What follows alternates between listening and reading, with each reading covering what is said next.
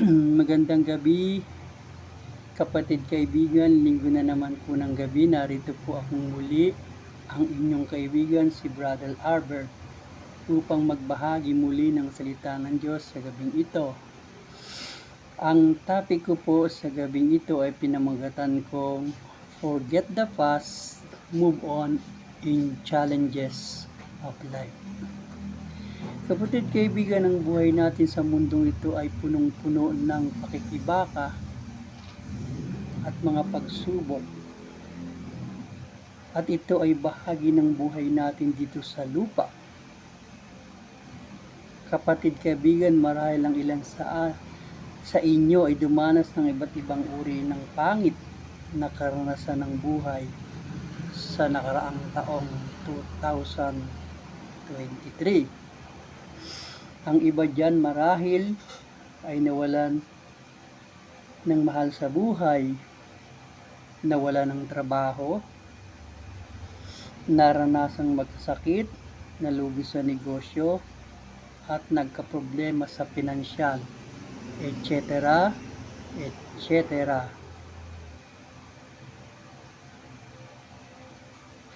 Kapatid kaibigan, totoong hindi ganun kadali makarecover, makalimot sa mga pangit na karanasan ng buhay na pinagdaanan mo o pinagdadaanan mo pa. Naunawaan kita, kapatid kaibigan. Bagamat mahirap talaga kaagad-agad makalimot, pero wala tayong choice kung hindi gawin ito para makapag-move on sa pangit na bahagi karanasan ng buhay, para makapagsimula muli. Kapatid kaibigan, ako ay magbibigay ng 5 puntos para maging gabay para tulungang makalimot ka at makamove on. At ito po ang 5 katanungan at ang pagkakasunod-sunod. 5 puntos na magiging gabay at pagkakasunod. Ask God help through prayer. Don't always looking in the past. Meditate the Word of God daily. Associate with positive people. And lastly, do help yourself. Ask God help through prayer. Kapatid kaibigan, ang panalangin ay isa sa pinakamabisang paraan na magagawa natin para matulungan ka sa mga sakit at sugat ng puso at kalungkutang nadarama mo. Alam mo ba, kapatid kaibigan, alam na ng Diyos ang kahilingan natin bago pa tayo humingi sa Kanya. Yan po ay natala sa Mateo,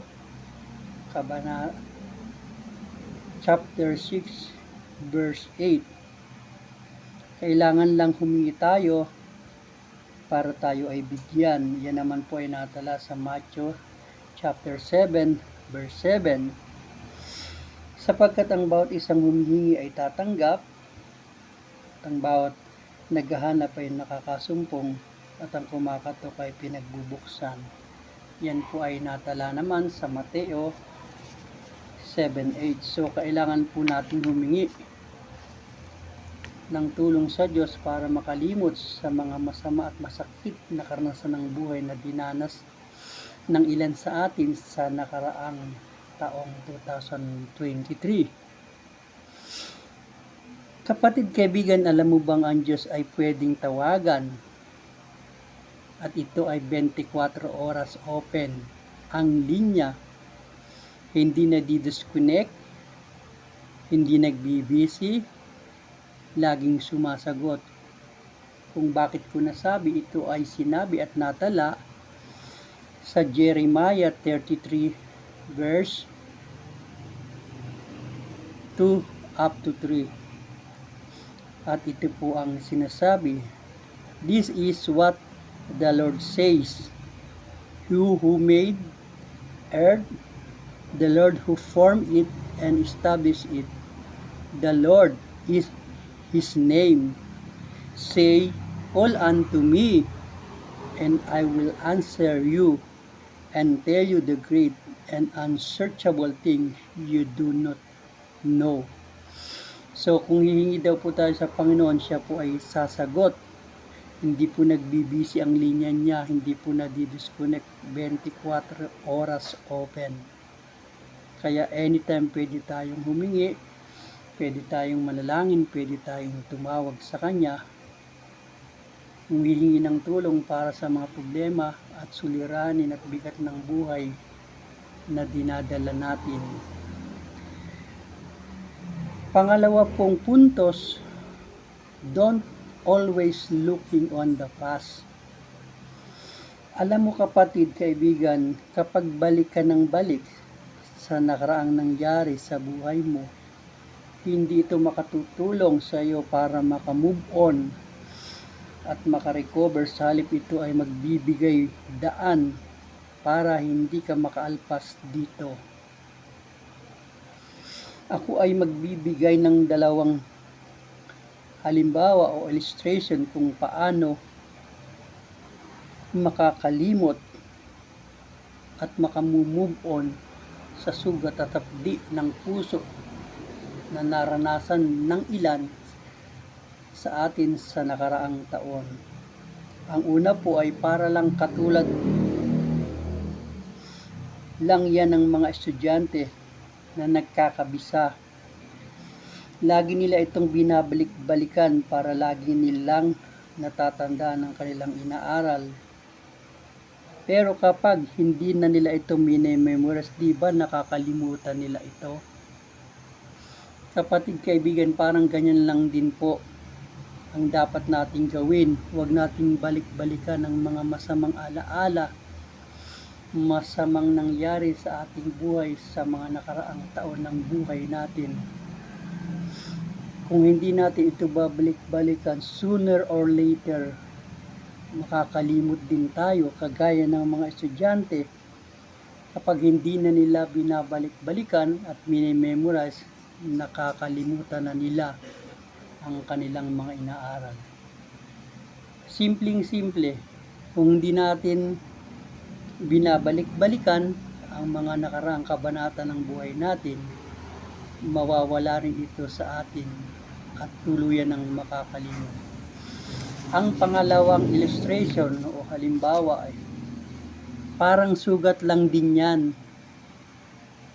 na kapag laging kinakamot at laging inaalis ang langib ng sugat, sa halip na ito ay matuyo at gumaling, na nanariwa pang muli ang sugat dahil palaging tinutungkab ang langib ng sugat na siyang nagsisilbing cover para matuyo ang sugat at tuluyan ang gumaling.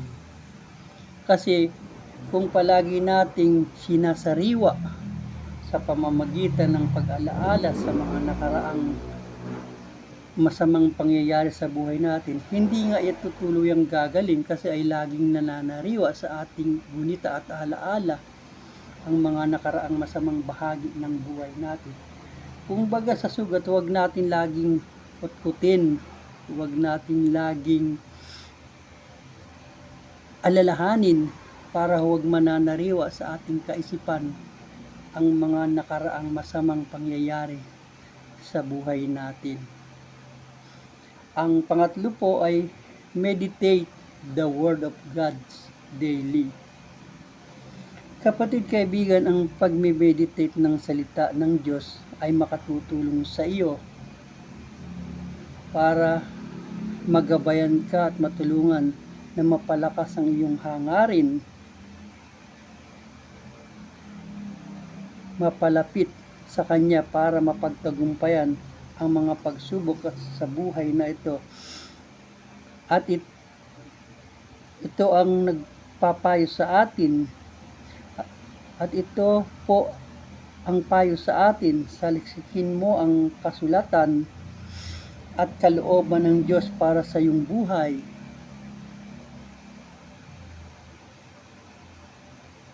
Ay hindi kailanman sasalungat kung ano ang nakasulat sa kasulatan bilang nakikilala mo ang Diyos sa pamamagitan ng panalangin, naging pamilyar ka sa Kanyang salita, ang iyong higit na pag-aaral sa Biblia, ang higit mong pagnanasa ay magsisimula ng reflect ang kalooban ng Diyos, at kapag ito'y nangyari, ikaw ay panatag na anuman bagay ang hingin mo sa Diyos, diringgin Kanya.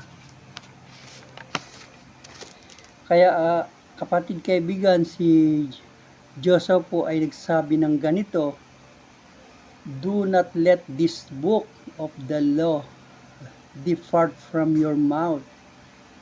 Meditate on it day and night, so that you may be careful to do everything written in it. Then you will be prosperous and successful." Yan po ay natala sa Joshua 1, talata 8. Kasi kung ito po ay i-meditate natin ng salita ng Diyos araw at gabi, ito po ang gagabay sa atin, ito po ang tutulong sa atin para maging successful sa pagkalimot sa mga masamang bahaging naranasan ng ating buhay. Ito po ang magpapalakas sa atin, magbibigay sa atin ng katatagan. Ang mga salitang mababasa natin dito ay siyang gagabay sa atin upang makapamuhay ng matagumpay. Number 4 na puntos, associate with positive people. Kapatid kaibigan, ang pakikihalubilos sa mga positibong tao ay malaki ang maitutulong sa atin, sapagkat sa kanila tayo makakarinig ng mga magandang salita at mga positibong pagtanaw sa buhay, at ito ay bibigyan encourage at hamon para sa atin para maging mapagtagumpay. Kaya hanggat maaari sa kanila tayo makihalubilo kung magagawa natin na makihabilo sa mga positibong tao. At ang panghuli na puntos, do help yourself. Kapatid kaibigan, una sa Diyos, ikaw mismo ang makatutulong sa sarili mo kung paano ka makaka-move on. Kasi kahit ilang payo, encouragement ang narinig mo, kung hindi mo tutulungan ang sarili mo na magsumikap na makarecover, wala ring mangyayari. Kaya tulungan mo ang sarili mo, hingin mo ang tulong ng Diyos sa pamamagitan ng panalangin mo sa Kanya at paglapit mo sa Kanya. Hangad ko sana ay nakatulong sa iyo ang mga puntos na tinalakay ko sa gabing ito. Bago ako magtapos sa gabing ito, inaanyayahan kitang sumama sa akin sa panalangin at ipanalangin natin sa Diyos ang mga problema at ang mga suliranin ng buhay kung mayroon ka mang kinakaharap at dinadala sa ngayon. Ama, lumalapit kami sa iyo kasabay ng taong nanunood at nananalangin na kung may problema man sila at kabigatang dinadala sa buhay, Ama, ikaw lamang ang makatutulong sa kanila. Ikaw lamang, Panginoon, ang pwede nilang lapitan at nakakaunawa at makatutulong sa mga problema at suliranin ng buhay na mayroon sila. Tulungan mo, Ama, silang makamove on. Tulungan mo, Ama, silang makarecover. Huwag mo silang hayaang tuluyang malugmok,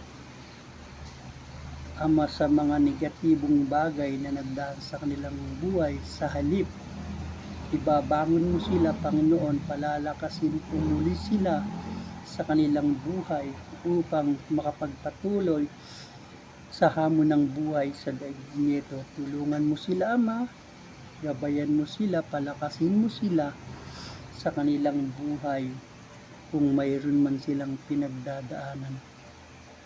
Hinihingi po namin ito sa pangalan ng iyong anak na si Jesus na aming Panginoon at tagapagligtas. Amen. Salamat mga kapatid sa maikling oras ng pagtalakay sa gabi ito ng topic ko sa kalooban ng Diyos. Sa susunod na linggo ay muli tayong tatalakay ng panibagong topic. Magandang gabi at pagpalain tayo ng Panginoon. Amen.